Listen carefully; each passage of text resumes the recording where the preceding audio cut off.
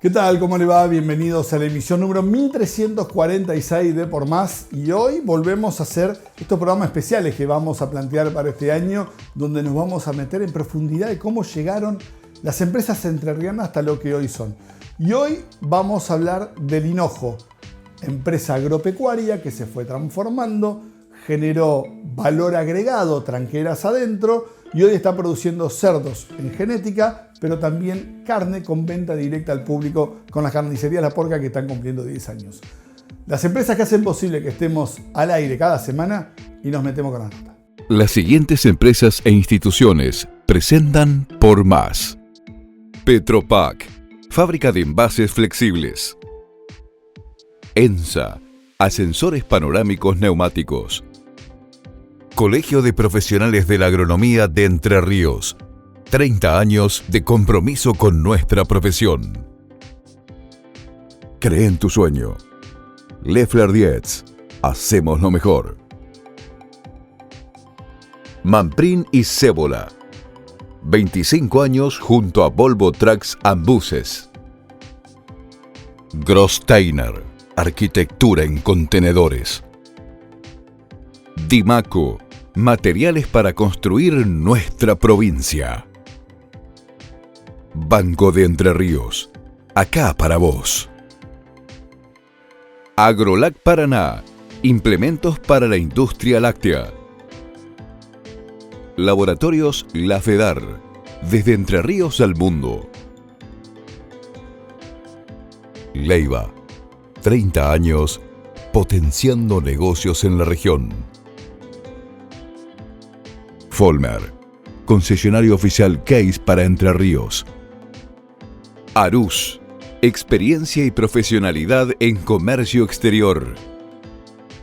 Vitrex, industrialización del vidrio. Distribuidor oficial Vasa y Blindex, integrante de la red Ecoglass. Pinturas Sorbaloc, calidad certificada ISO 9001. Best, Sociedad Anónima, Obras, Ingeniería y Materiales Eléctricos. Cremigal, de nuestra familia a la tuya. De Martín Hermanos, constructora y hormigonera. Rotex, para su producto Huevos AA. Llegamos. Rimax por Más. Hola Paraná. Arroz Noble, de la Cooperativa Arroceros de Villa Elisa. Gross, calidad que avanza.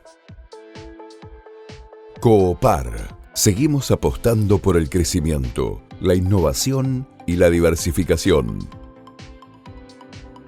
El Hinojo Sociedad Anónima, negocios agropecuarios asociativos.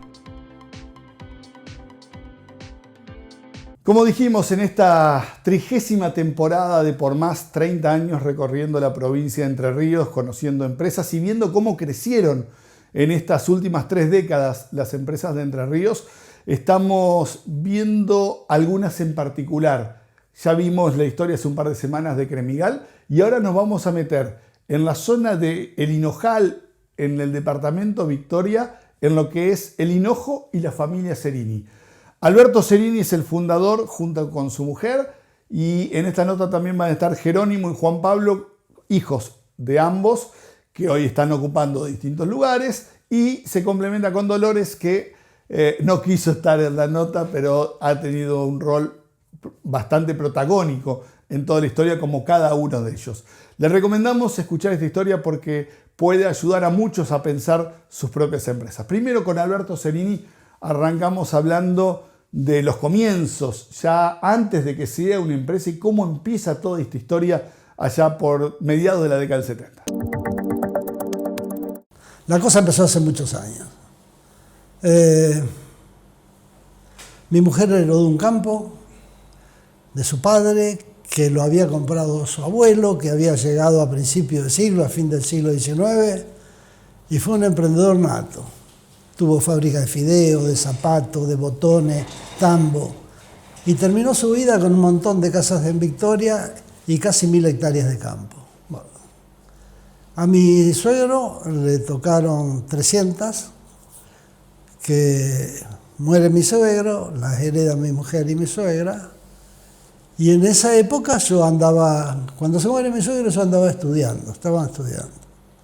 Me recibí, nos casamos y siempre fue la idea trabajar ese campo, el campo que heredó, que son 300 hectáreas en Victoria. Para graficar, yo en ese momento, cuando decidimos empezar a trabajar el campo, nunca había visto un tractor de cerca. No había visto nunca una vaca de cerca. Me recosté en el INTA que estaba el gringo Baboni, tipo excelente, que tenía muy clara su función de asesoramiento al productor. En ese momento había unos créditos del BID para este tema. El agro era distinto de ahora, ¿eh? El agro era totalmente distinto. Y me entusiasmó y bien, le vimos la pata a la sota de tomar ese crédito que nos permitió comprar un tractor, una sembradora, una rastra de dientes y una rastra de discos para empezar a trabajar. Año 1976. En esta época, marzo, estoy cumpliendo 50 años del inicio del trabajo en el campo. Yo tengo 76 años. Bueno, nos tiramos a la pileta. La pileta nos tiramos mi mujer, mi suegra y yo. Mi suegra había fallecido. Desde que murió mi suegro hasta que nos empezamos, pasaron 5 o 6 años que el campo estuvo arrendado. Y bueno, así empezamos. Y después hay que pedalear. Para sembrar, el primer año me acuerdo que pedí un crédito al Banco Nación para comprar el campo, un crédito al Banco Nación. Un crédito al Banco Nación para toda la maquinaria, porque lo único que teníamos nosotros de fondos era la venta de un auto que se destinó a pagar la seña de la maquinaria. Con un crédito de capital de trabajo de cosecha, como se decía en esa época, sembramos sorgo, me acuerdo, y ahí empezamos. La gente se reía de mí, los vecinos. Bueno, yo tenía el campo arrendado y un pedacito lo sembré y ahí empezamos. Tenía un encargado que había conseguido en esta época, marzo, abril del año 76, y un día fuimos a una feria a comprar los primeros animales. Compramos 13, unos novillos y unas vacas para engordar. Cuando llegaron los animales al campo, Isabel, la mujer del encargado, se reía de lo que yo había comprado. Bueno, así empezamos. Todos los comienzos son a suerte y error, ¿no es cierto? De ahí en adelante lo que hicimos fue empezar a organizar, ordenar, capitalizarnos, conseguir capital de trabajo. Compramos unos pedacitos de campo, linderos. Después, en el año 97, yo trabajaba de abogado y todos los ahorros de la familia iban destinados a poner en marcha ese emprendimiento, que era muy incipiente. En el año 97 pudimos comprar una fracción de campo, compramos 600 hectáreas en Nogoyá, que también es otra historia, ¿viste? Era un campo sucio, abandonado. Empezamos a limpiarlo, arrendé todo lo que tenía para arrendar, vendí todos los animales. No sé si no vendí hasta los perros como para financiar el campo ese nuevo. Hoy es un lujo el campo ese con riego artificial, todo organizado y qué sé yo, con curva de nivel. Igual que el que recibió mi mujer, ¿no? Bueno. Pasan los años, esos años 97. En el 2002 o 2003 se recibe Jerónimo. Y ahí ya estábamos un poquito más organizados, ¿te acordás? Estábamos un poquito más organizados, teníamos algo de capital de trabajo, seguíamos con los campos arrendados y entonces empezamos a trabajar por administración uno y otro y con los arrendamientos nos financiábamos la poca agricultura que hacía y la limpieza del campo de Nogoyá. Ese campo tenía 200 hectáreas con renovales de 2 años y el resto de las 600 con renovales de 10, 15, 20 años. No había monte nativo. Hormiga por todos lados. Hormigas. No te imaginás lo que eran los hormigueros. Recuerdo, había un campo donde no se podía entrar a caballo porque se enredaban los caballos en las chílicas. Era re divertido. Bueno, el cuento es que fuimos limpiando, acomodando y poco a poco fuimos progresando. Jerónimo, ese campo lo compramos con todo lo que había dentro. Las vacas, los muebles de la casa, todo. Muy barato. Fue la oportunidad en que los campos estaban tirados, bueno, con créditos allá y acá compramos. Al año y medio cambiaron los precios, viste cómo es la Argentina, en esa época era peor que ahora por la variabilidad. Nuestra explotación inicial era invernada, de cría, y yo lo había organizado de forma tal de poder comprar en la zafra para tratar de vender en primavera, donde aumentaba la demanda y qué sé yo. Me fue bastante bien y hacíamos todas las cosas raras. Yo llegué en esa época en Santa Teresita a sembrar maíz para semilla y había que cortar las flores. Toda una historia que, bueno, re divertida, re interesante, pero bueno, así fue. Y después de esas primeras 300 hectáreas heredadas, las primeras experiencias, los primeros errores comprando hacienda, en el año 2002 se suma el primer hijo, que es Jerónimo, después de egresar de la Facultad de Ingeniería Agronómica acá en Oro Verde, se suma y empieza a trabajar y empiezan a darse las primeras transformaciones en el campo. Me recibo, vuelvo para acá y empezamos con la idea de, ya había habido una transformación en todo ese campo de Nogoyá, de la parte baja, que era la parte mala del campo supuestamente, lleno de hormigas, de chilcas, de renovales, que cuando llegó ya estaba bastante más estructurado eso. El campo que supuestamente era malo, matando las hormigas, sistematizándolo, sacándole el agua, se transforma en un campazo. Todos los suelos planos aluvionales de la zona de los arroyos terminan siendo generalmente los mejores campos. Bueno, la cosa que la hacienda queda relegada a los montes y a las cañadas y cada vez más arrinconada porque se limpió todo. Justo empieza a traccionar el cambio de modelo hacia la agricultura continua. Así que hicimos, creo yo, el último gran arreo de unas 500, 400 vacas, no me acuerdo. Creo que el rodeo eran 500 vacas, una cosa así, con ternerada, con todo. Lo llevamos en arreo, lo llevaron los muchachos en arreo desde el campo ese de Nogoyá hasta el primer campo que tuvimos alquilado, que lo seguimos alquilando, que era casualmente de la familia de un compañero mío de Córdoba. Que bueno, quedó la anécdota de llevar 400, 500 animales en arreo desde Crucecita Séptima hasta Gobernador Sola, con cruce de ruta y todo un despelote fenomenal. No salimos en el diario porque había pocos medios en ese momento.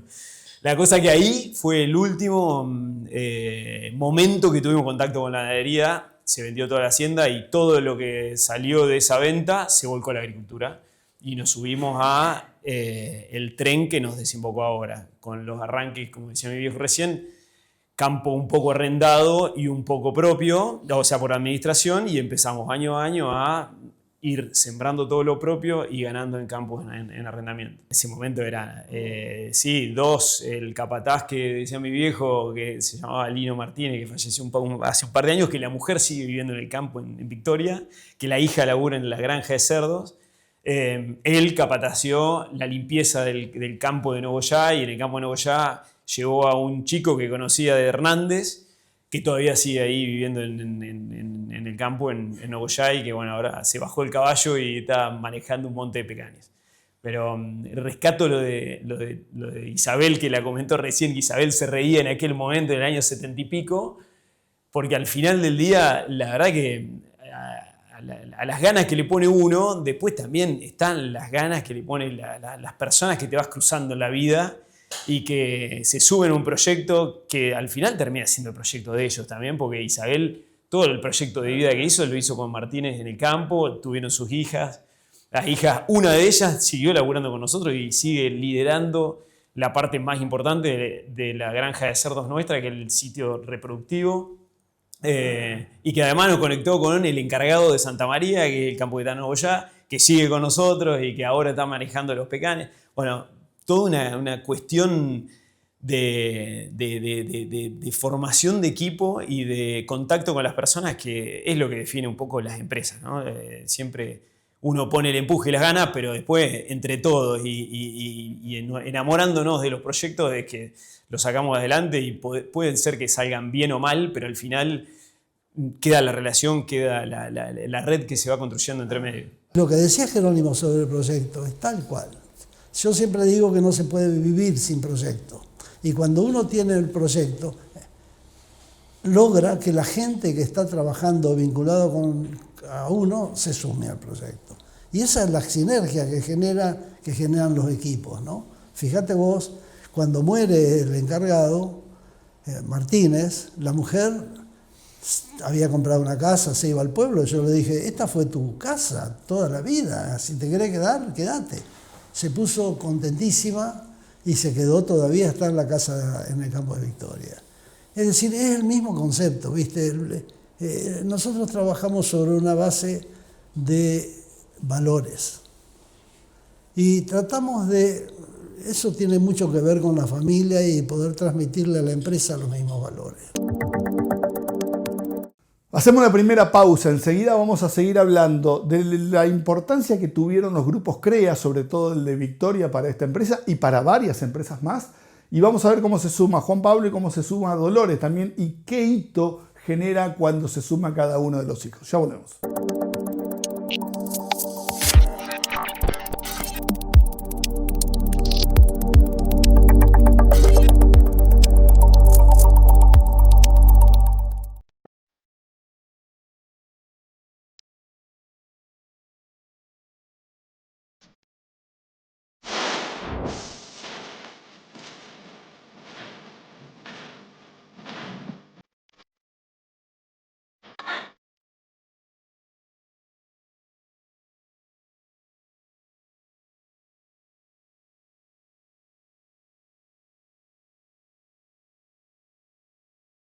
Potencia que mueve el campo, tecnología que te acompaña día a día. Más de 60 años junto al productor agropecuario. Folmer, concesionario oficial Case para Entre Ríos. Encontranos en Villaguay y Crespo.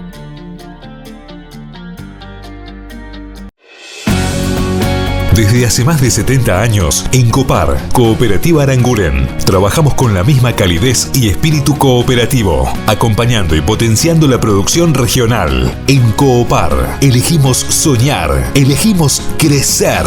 Nuestras 5 sucursales y cada servicio que brindamos reflejan ese firme compromiso con los asociados, la comunidad y la producción. Coopar, Cooperativa Aranguren, pensando en el futuro.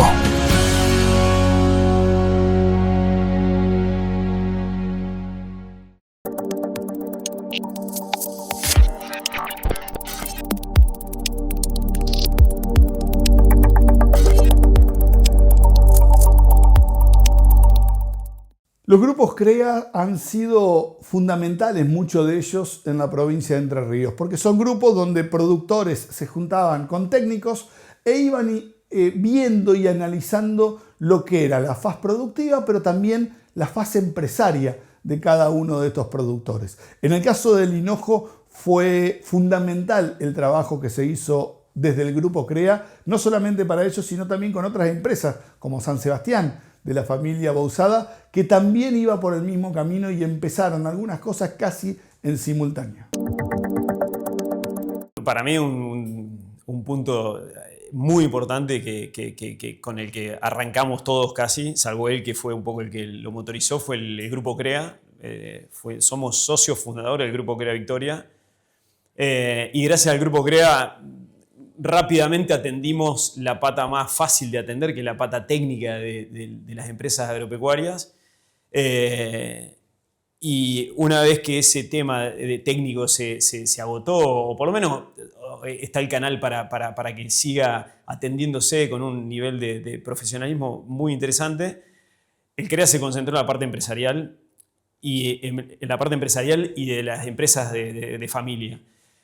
Con respecto a la parte empresarial, nos dimos cuenta de que una empresa en Entre Ríos con un solo negocio o con un volumen en una sola unidad de negocio era riesgosa.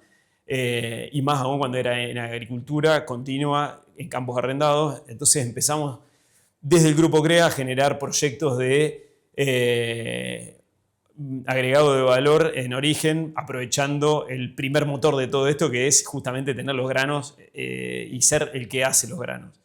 En ese momento salieron un montón de proyectos, uno de ellos fue el tema de cerdos, y bueno, junto con otras empresas que están en el Grupo CREA, nos lanzábamos un poco en ese momento de que tenés que romper el equilibrio, cerrar los ojos y decir, bueno, si no es por acá, tendrá que serlo, y avanzamos. Y avanzamos junto con San Fernando en ese momento. San Fernando empezó, después nos sumamos nosotros. Bueno, fin del cuento, hoy somos 8 empresas en el Grupo CREA, 8 o 9 empresas, las 9 tenemos algún tipo de diversificación del negocio principal, que para todos es la agricultura, justamente porque nos dimos cuenta que por ahí llevándolo a la parte más racional, el coeficiente de variación de los resultados de la agricultura continua en Entre Ríos tiene un nivel de variabilidad tan alto que la única forma de mochar esos picos y esos valles que hace el resultado agrícola puro era metiendo los huevos en otra canasta de la forma más intuitiva posible, que es, che, abramos el juego. Y además abrámoslo con algo que sabemos hacer, que son los granos, y que nos da una competitividad en la agricultura, que la hacemos bien. Entonces, cualquier cosa que nosotros tomemos como insumo principal, cualquier cadena que tomemos como insumo principal, que sean los granos, eso nos permite tener una competitividad superior con respecto a cualquier otro que tiene que por ahí salir a comprar los granos para agregarle valor. Y en esta parte de la historia del hinojo, la empresa empieza a diversificar, a no quedarse solamente con los cultivos tradicionales de invierno, como puede ser el trigo y el lino, y empieza a experimentar y a trabajar con otros tipos de cultivos, con otros objetivos. Y acá también es donde se dan cuenta que ya no se podía seguir pensando como productor agropecuario, sino que tenían que empezar a ser empresarios del sector agropecuario. Siempre cuento la anécdota del caso de Guillermo Moreno, que no nos permitió vender el trigo de un año entero, lo vendimos al año siguiente. En esa época el trigo era nuestro único cultivo de invierno. Ahí dijimos, esto no puede ser, tener un solo cultivo de invierno. Entonces empezamos a probar otras opciones, otras alternativas, y hoy tenemos 13, 14 cultivos de invierno totalmente diversificados, porque lo que vos decís con el tema de Entre Ríos, que son tierras difíciles, clima difíciles, lo importante es minimizar los riesgos. Y la minimización de los riesgos lo vemos en la variabilidad de los cultivos. Y efectivamente, y en la variabilidad de la naturaleza de los cultivos. Inicialmente hacíamos commodity, trigo, soja y maíz, y después empezamos con otros rubros, contratos de producción de semilla con semilleros que venden semillas, entramos en las variedades de colza, carinata, todo esto fuimos en alguna medida quizás los primeros en la provincia en instalarlo dentro del sistema. Y cada uno era suerte y error, a probar, a ver cómo andaba, e integrarlo con el objetivo primordial de tener cultivos vivos durante todo el año. Lo que significa un gran avance desde el punto de vista ambiental por el secuestro de carbono, del punto de vista agronómico, porque no tenía suelos pelados en Entre Ríos, que tiene, por más que están sistematizados los campos, minimizar el grado de erosión. En otras palabras, antes de que se ponga la moda de la agricultura regenerativa, nosotros la veníamos ejerciendo sin ese nombre de hace muchos años atrás. El Estado, el gobierno nos enseñó que tenemos que abrir los ojos para adecuarnos a una realidad adversa. El caso de Moreno, después vinieron en el gobierno anterior con el tema del IVA. Un día teníamos un saldo técnico del IVA enorme que no podíamos recuperar. Llegó a la quiebra para mí, es una de las causas de que fue diezmado el interior. Entonces dijimos, esto no puede ser. O sea, el problema del IVA, explicar un poco el problema del IVA, del diferencial del IVA ventas contra el IVA compras. Lo conocés el problema. Que se generan saldos técnicos irrecuperables. Irrecuperables. Y Entre Ríos tiene la particularidad que necesita mucho insumo para generar la producción, y generalmente los rendimientos nuestros son bastante inferiores a los de zona núcleo. Entonces, el IVA que vos generás al vender el grano no llega a compensar todo lo que gastaste en insumo para hacer ese grano. Entonces vas acumulando y bueno, y lo que dice viejo es que lo pudimos poner en números en una de las sequías grandes, que no me acuerdo si fue una de las sequías vino Toti Flores y no sé por qué le planteamos el tema del IVA y el tipo nos dio una mano para hablar con la FIP acá y logramos tener el número de cuánta plata tenía de saldo técnico la FIP de los productores. Yo creo que el cambio fue otro, el cambio del productor agropecuario a la empresa agropecuaria, donde vos tenés que manejar todas las variables. Ahí viene, es distinto el productor que iba a la cooperativa y retiraba todos los insumos a la empresa agropecuaria. Ese que iba a la cooperativa no se salvó. No, tal cual. En el CREA hace un par de años hacíamos una encuesta que preguntábamos qué saldo técnico tenía cada empresa. Al principio lo único que contestábamos éramos nosotros. Ahora le preguntás a cualquiera del grupo y enseguida te dice, che, el saldo técnico de este mes es tal. O sea, pasó a ser uno de los temas, dentro del tablero de control de una empresa agropecuaria está el saldo técnico. Y la verdad que creo que eso es un poco que habla a las claras de que lo técnico está muy, muy bien atendido y todos los empresarios se empezaron a fijar, hasta los productores dejaron de ser productores y empezaron a ser empresarios y se empezaron a fijar en esos detalles que son cruciales. Hacemos rápidamente una pausa y en este paso de producción o de productores a empresarios también es un hito la incorporación de Dolores dentro de todo este esquema para empezar a pensar en la empresa agropecuaria.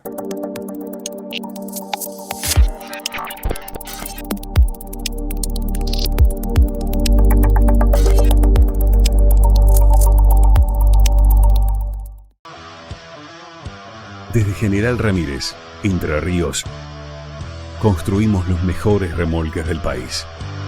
Gross.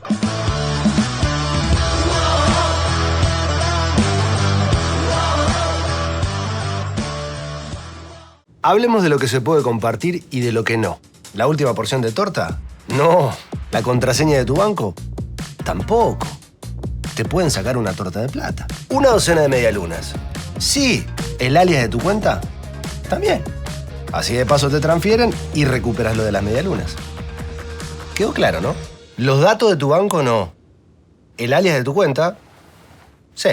Un alias que te identifica, como tu banco, Banco Entre Ríos. Acá, punto, para vos. La zona es muy linda, tiene mucho verde. Ahí pueden ver el balcón corrido, donde...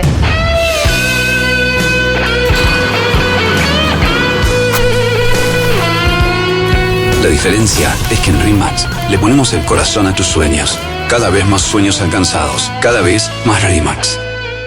Llegamos. RE/MAX por más. Hola Paraná.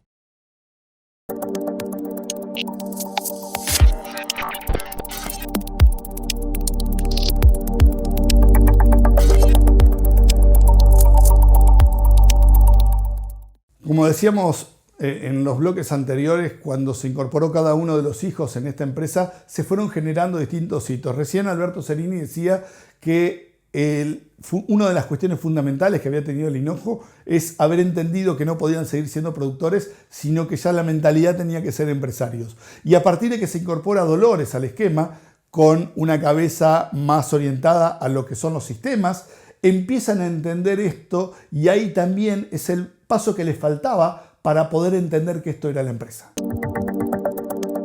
En el 2002 se incorpora Jerónimo. Ahí empezábamos con el campo, con la venta a la vaca, profundizando la agricultura. Éramos productores.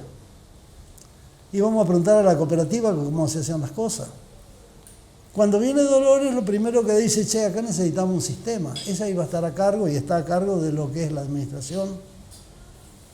Y ahí compramos, sin saber lo que era yo, sin saber lo que era, un sistema informático.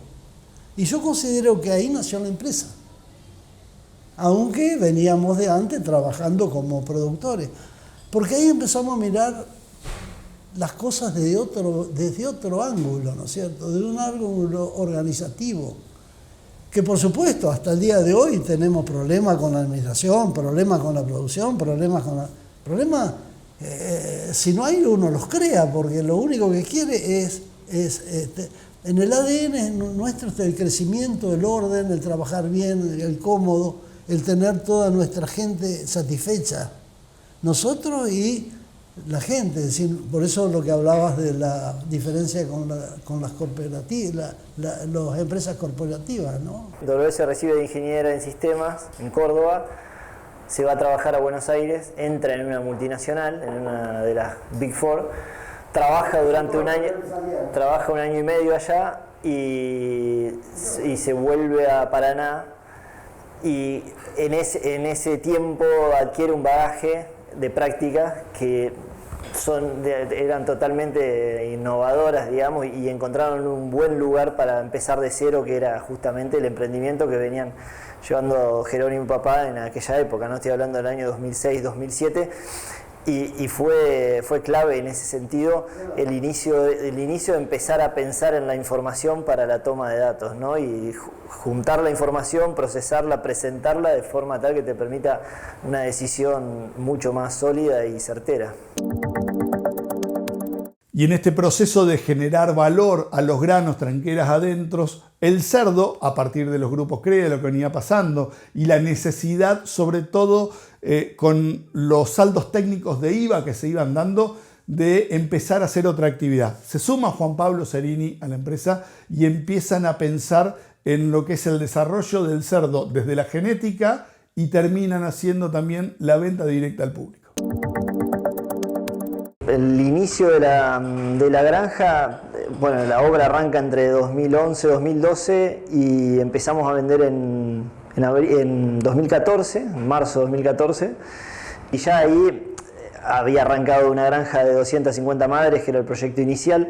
Rápidamente crecimos a 300 madres en el transcurso de ese año o del año siguiente, con un plantel relativamente acotado, ajustado, si no recuerdo eran 6 personas aproximadamente, y ya también ahí, año 2015, empezamos a analizar la estructura comercial y a pensar y a buscar algún esquema de comercialización que vaya más, que dé un paso más que la venta del animal en pie. Durante todo el año 2015 estuvimos en conversaciones con un frigorífico grande de acá de Paraná que estaba dedicado solamente a la carne vacuna, y entendíamos que podía haber una oportunidad de subir el cerdo, y que con algunas inversiones podía modificar su planta y poder faenar. Finalmente por distintas situaciones esa asociación no se dio, y es recién... Con esa asociación también trabajábamos con una cooperativa importante, y bien, tuvimos 2 años dando vueltas pensando en el siguiente escalón del frigorífico y de la venta. Y en el 2016, o en finales de 2015, cuando ese esquema asociativo no terminó prosperando, dijimos, bueno, ¿cuál es la unidad mínima comercial que podemos llegar a llevar adelante en relación a la inversión? Y eso fue una carnicería, una sucursal, la primer sucursal de lo que hoy es La Porca, en aquel momento también fue La Porca, digamos. Se creó en el año, se abrió en marzo de 2016, y fue encarado de esta manera. Dijimos, alquilemos un galpón, que en ese momento era enorme, hagamos un local en la parte más adelante de ese galpón. Detrás del galpón había espacio como para hacer una cancha de pádel prácticamente, y estaba totalmente no utilizado, y decidimos probar a ver qué pasaba vendiendo carne. Y así fue, funcionó, y rápidamente logramos crecer en un par de sucursales y seguir el proyecto todo junto, digamos, tanto de la originación del grano, la producción del animal y finalmente la comercialización. Así empezamos, porque el cerdo, cuando empezamos, nos metimos en el cerdo porque tenía IVA el 21 para recuperar IVA. ¿Qué pasó? Le pusieron al 10,5. Entonces nos empantanamos de nuevo. Empezó a generar saldo técnico. ¿Qué tuvimos que hacer? Reinventarnos de nuevo, decir, che, esto no corre así. Bueno, Ahí empezamos la búsqueda de asociados en la agricultura, donde las compañías nos aportan los insumos, que normalmente vienen con IVA del 21, y nosotros aportamos los campos, los labores, el gerenciamiento, todo a valores de mercado, bien transparente, la clave es la transparencia, y repartimos los granos en cosecha en función de los aportes.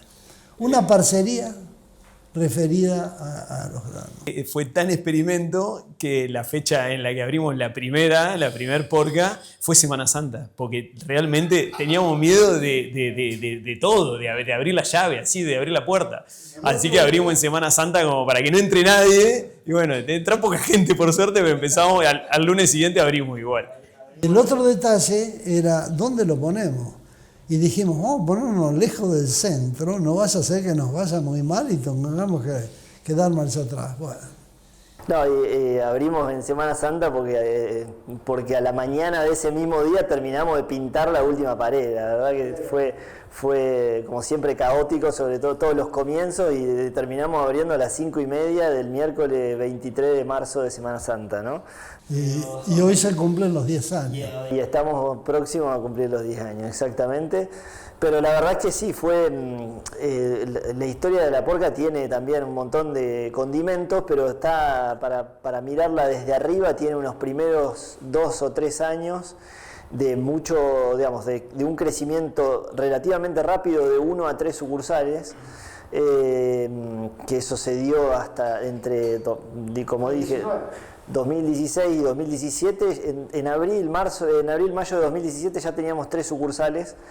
Y ahí nos quedamos con 3 sucursales tratando de armar el equipo y tratando de encontrarle la vuelta al negocio, coincidiendo con años en donde el capón se vendía muy bien, donde el mercado interno crecía muy fuerte y las granjas tenían muy buena rentabilidad. Entonces la porca estaba comprando ese animal relativamente caro o bien pagado o demandado, y con un equipo de gestión muy incipiente, con muchísimo aprendizaje por delante. Y llega así la pandemia, o sea, nos termina tomando en el año 2020 la pandemia. Unos meses antes habíamos decidido abrir la 4ª sucursal, venía en preparación ese local, el de Calle Sani. Empieza la pandemia, suspendemos todo durante 3 semanas, prácticamente un mes. Nos dimos cuenta que toda nuestra actividad era esencial, entonces seguimos trabajando, y de hecho trabajó muchísimo más por el nivel de precio de la carne de cerdo, por varios factores. Y fundamentalmente lo que pasó en la pandemia para la cadena porcina fue que los frigoríficos industriales que procesan para fiambre dejaron de comprar, porque el fiambre dejó de comprarse, porque dejó de existir el canal Horeca, porque dejó de haber hoteles, restaurantes y catering. Toda esa demanda se contrajo a cero prácticamente, y todos los frigoríficos industriales se retiraron del mercado. El precio del animal estaba en 75 pesos y bajó a 55 pesos, una caída estrepitosa del animal en pie. Eso nos permitió a nivel carnicerías poder bajar los precios para sacar animales, y de repente la cantidad de kilos que vendíamos se multiplicó de una manera exponencial.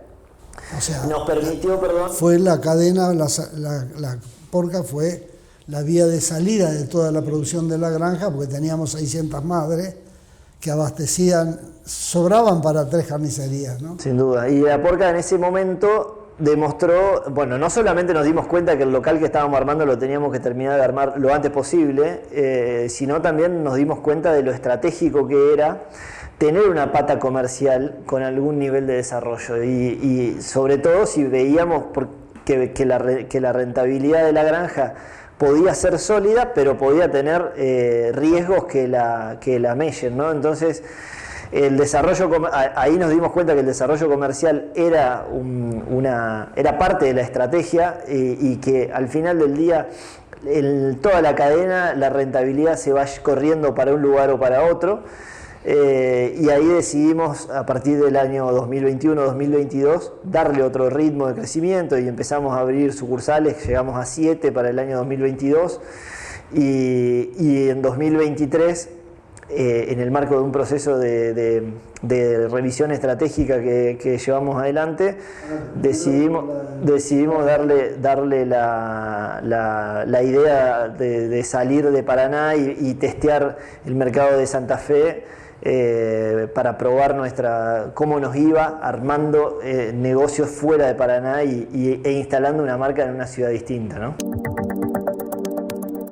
Es impresionante entender cómo cada vez que una empresa acondiciona a las leyes que va poniendo el Estado cambia nuevamente las formas de competir y hay que reorganizar todo. Desde saldos técnicos del 10,5 que se tenían con el agro, pasar al cerdo al 21 y el gobierno enseguida que vuelve el cerdo al 10,5 y nuevamente los saldos técnicos. Hacemos la última pausa y enseguida nos metemos para entender cuáles han sido los factores fundamentales para el crecimiento, qué piensan hoy, cómo es hoy el Hinojo y a dónde van.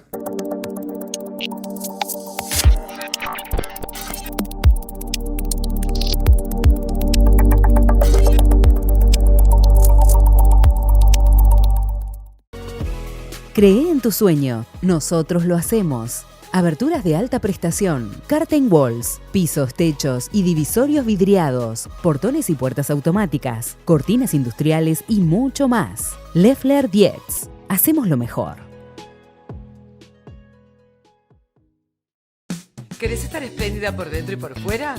Ahora podés. Llegó 4H, único producto en Latinoamérica que reúne 3 moléculas en una sola cápsula. Alta concentración de resveratrol, colágeno y ácido hialurónico. Gran poder antioxidante, disminuye signos de envejecimiento, incrementa la renovación celular, fortalece cabellos y uñas. Mejora el funcionamiento del sistema inmunológico, cardiovascular y cerebral. 4H, porque cuidarse por dentro se nota por fuera. Desde General Ramírez, Entre Ríos, construimos los mejores remolques del país. Gross.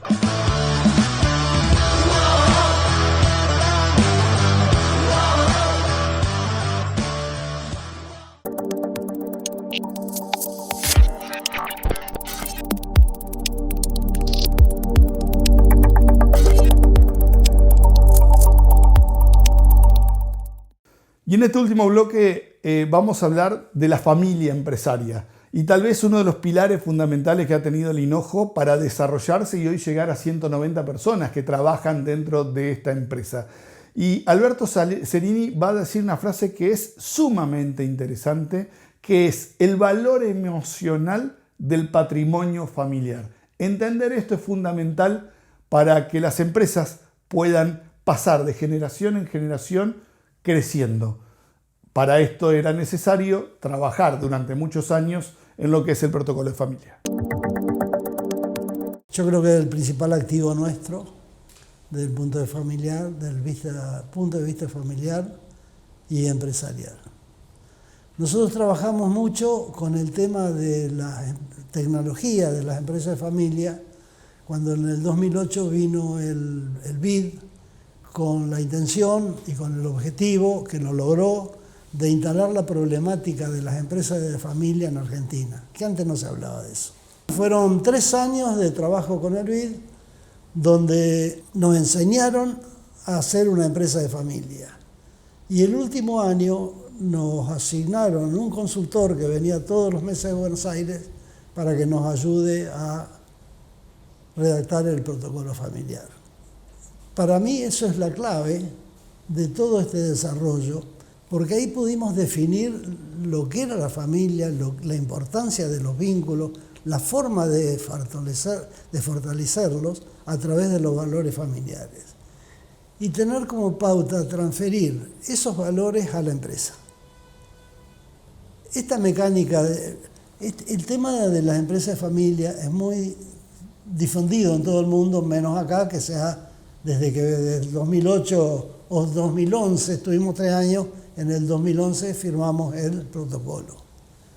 Realmente yo veo que nos cambió la vida de la familia, ha fortalecido la integración familiar, ha fortalecido la empresa sobre la base de los valores que todas las familias tienen: transparencia, confianza,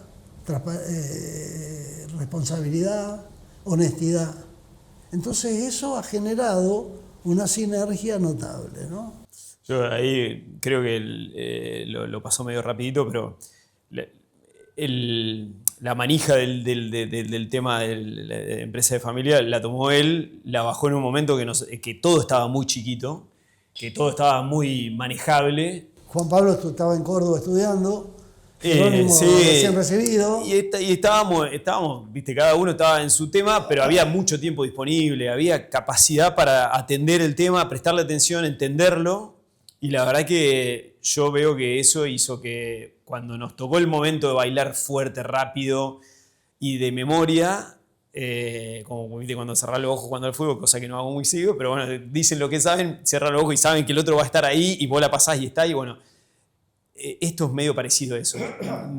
Ya sabíamos que el otro estaba ahí, que pensaba igual, o que si pensaba distinto teníamos un lugar donde discutirlo, que no íbamos a confundir los roles. Bueno, todo eso lo teníamos practicado, y cuando nos tocó bailar fuerte y jugar en un partido más difícil, ese tema no fue un ruido.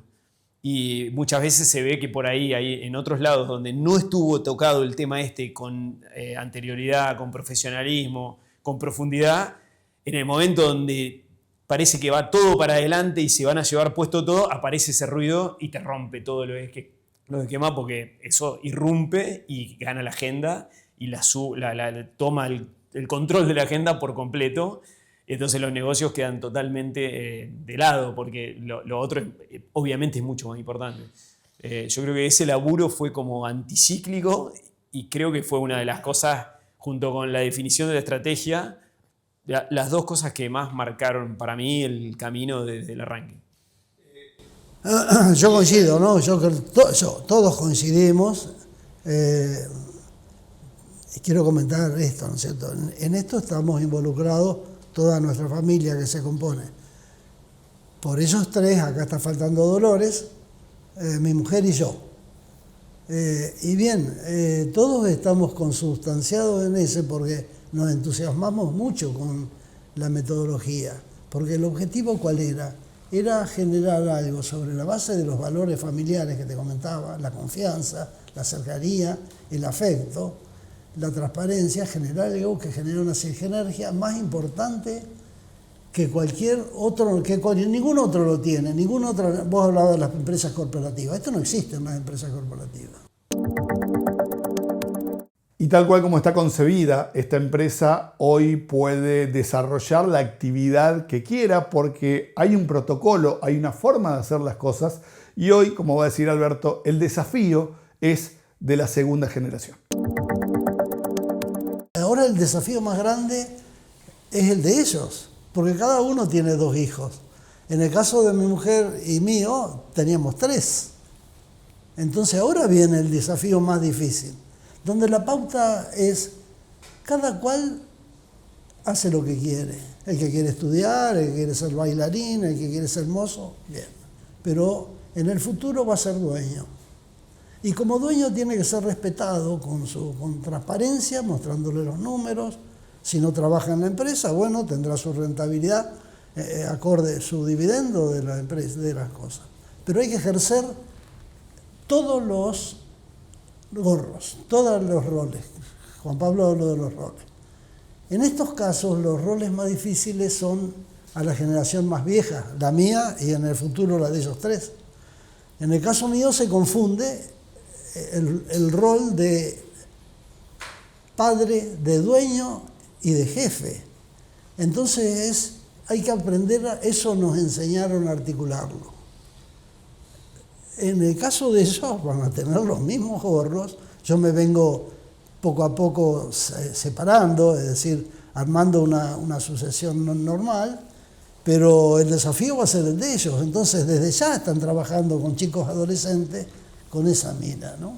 Yo creo que el futuro, para mí, esto es mi visión del futuro, más allá de la faceta familiar en cuanto a proyecto, yo creo que es, más allá de que cada unidad de negocio tenga sus próximos 5 años más o menos definido, al final del día lo interesante es encontrar y generar un ambiente para llevar adelante un proyecto que te divierta, que te motive, que te genere ganas de levantarte y seguir dedicándole tiempo a eso. Eso aplica a todos los que se involucran con nosotros en cada uno de nuestros proyectos. Para mí ese es el sentido de trabajar, ¿no? Al final pasarla bien, divertirse y hacer algo que te desafíe, divertirse en el sentido positivo de la palabra, algo que te desafíe. Para mí el mejor ejemplo es el que dijo hoy de Isabel, la verdad que sin querer la mujer con su marido, con Lino, se estaban instalando en el lugar que iba a ser su casa para toda la vida. Y ahí construyeron la familia. Sin querer, su hija Verónica hoy sigue en el mismo lugar construyendo su familia porque tiene un hijo que vive ahí, que va a Arancuren a la escuela, que la abuela lo lleva y lo trae de vuelta al campo.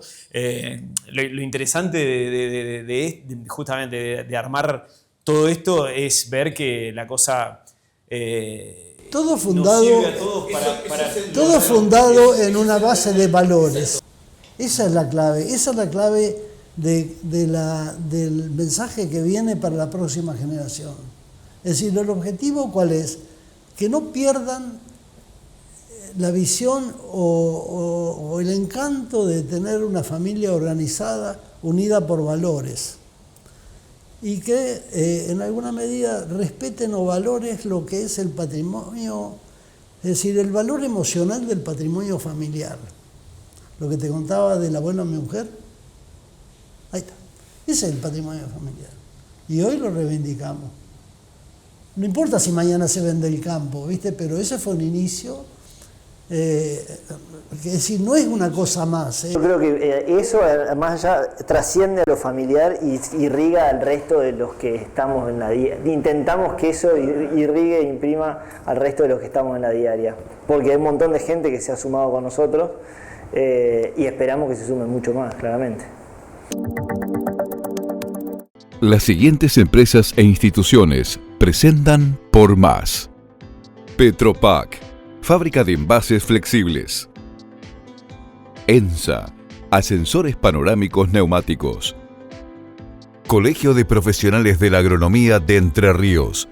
30 años de compromiso con nuestra profesión. Cree en tu sueño. Leffler Dietz. Hacemos lo mejor. Manprin y Cébola. 25 años junto a Volvo Trucks and Buses. Grossteiner. Arquitectura en contenedores. Dimaco. Materiales para construir nuestra provincia. Banco de Entre Ríos. Acá para vos. Agrolac Paraná. Implementos para la industria láctea. Laboratorios La Fedar. Desde Entre Ríos al mundo. Leiva.